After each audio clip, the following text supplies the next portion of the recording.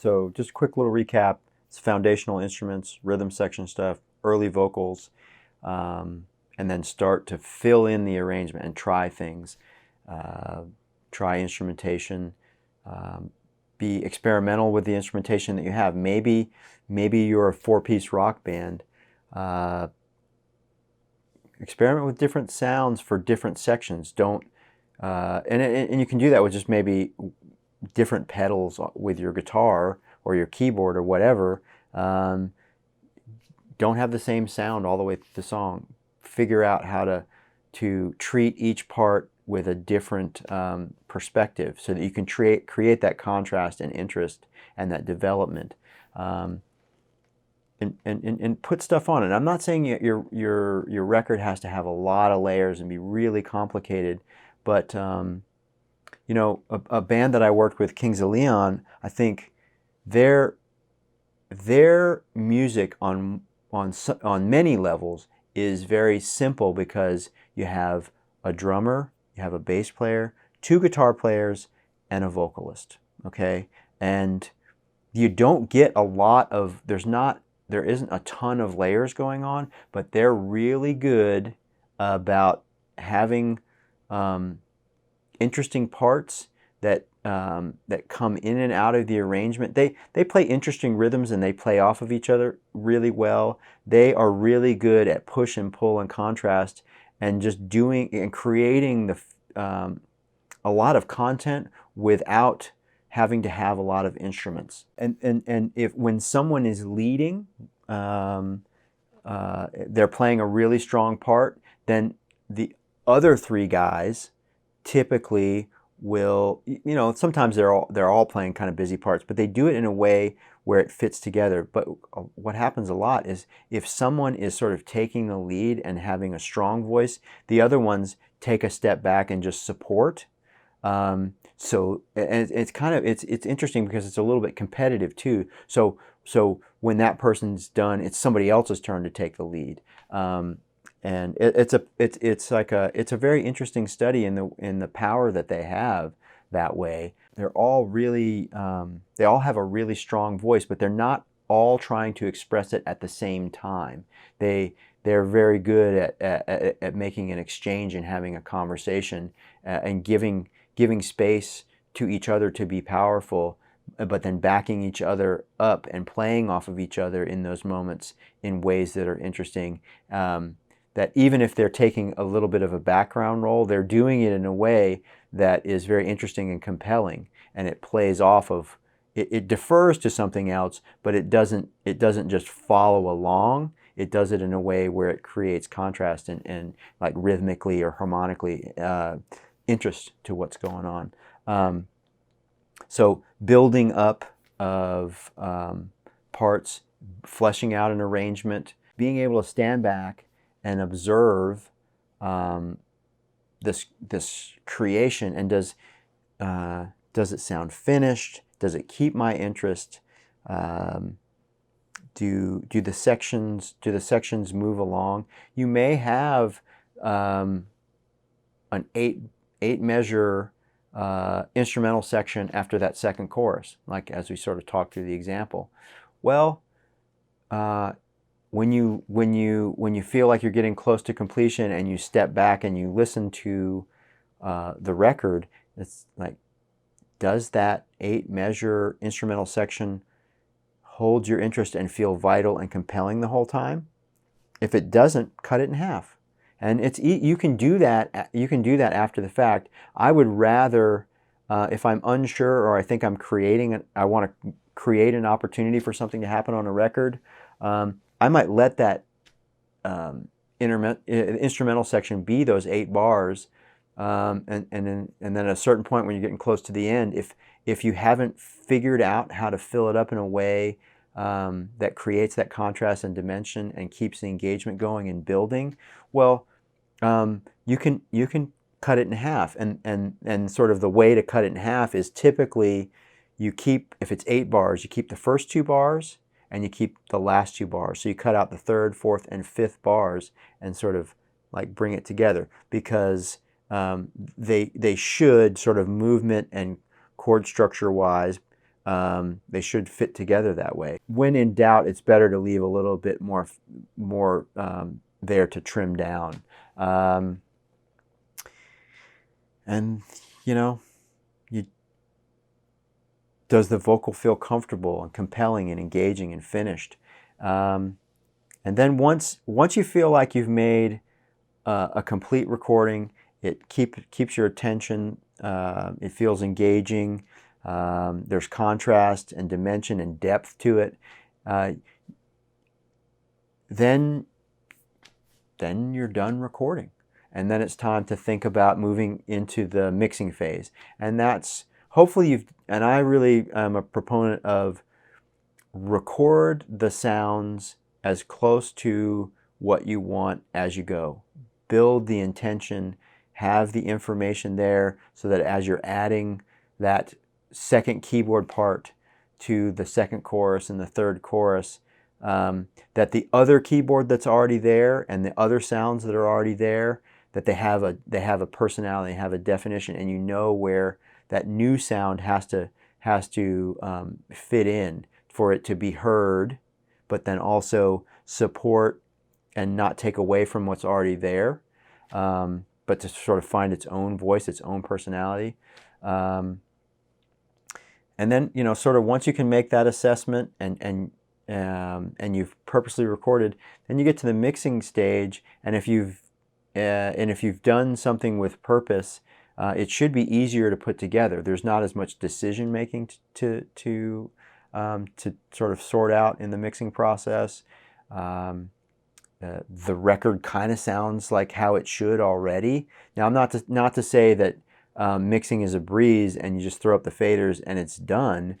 Sometimes mixing is a really tough wrestling match to try to get to all those things to really live together in a clear, compelling way that has impact and dynamic.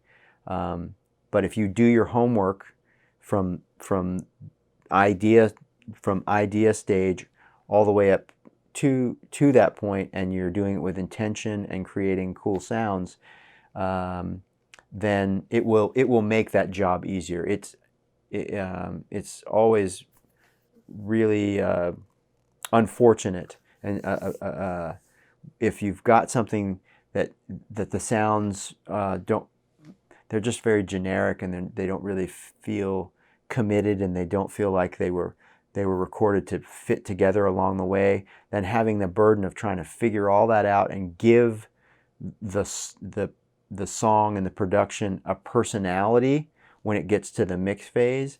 It's not that it can't be done, and sometimes there's some of that work that has to be done at that point. But as much as you can get done before that, the better. Because especially if you have to give that type of recording to someone else to mix, well, then how do you expect them to be able to be inside your mind and feel what you are hoping to feel and sort it out? Or if you're on the receiving end of a recording like that, you might have an immediate idea of how to shape it and do something cool with it, but the odds of the person having given it to you for you to get it totally right for them, it's unlikely. I mean, not to say that it doesn't happen. Sometimes you get things to a mixing stage, and the mixing stage sort of reinvents it and reveals something that wasn't apparent before, or it's like kind of it reinvents it in a way that's really compelling and unique. I'm not saying that doesn't happen. It certainly does. But that, it's just you can't bank on that. You can't say that, oh well, that's definitely what's going to happen. So recording with intention, and then mixing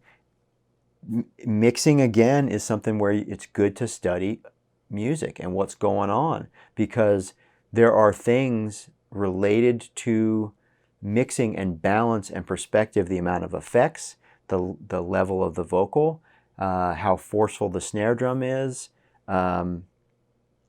there's just like how how open and present the top end is. Some of those things are very genre specific.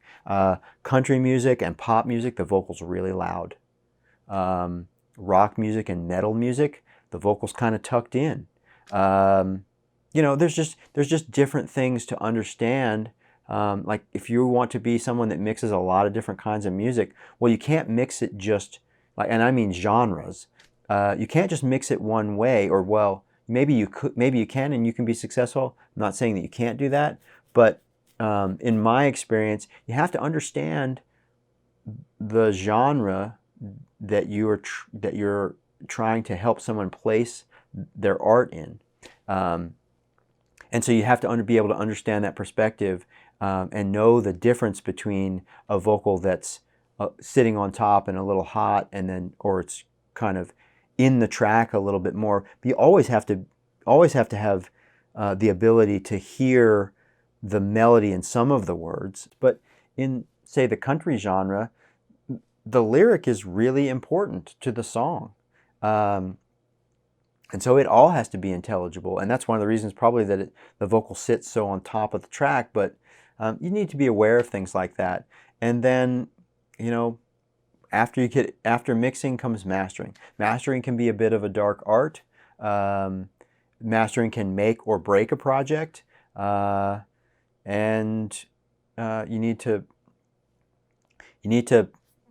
like, if you're going to hand your work off to somebody else to sort of be the gatekeeper on it, well, they need to be, not only do they need to be technically proficient, they're going to be the final stage for getting the master right for several different formats. Streaming and Spotify is a little bit, it's a lower level than you'd put on a CD.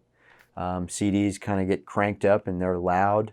The EQ that a mastering engineer that they would put on a loud mastering job for a CD will be different than the EQ curve and the level that they will prepare for a vinyl pressing.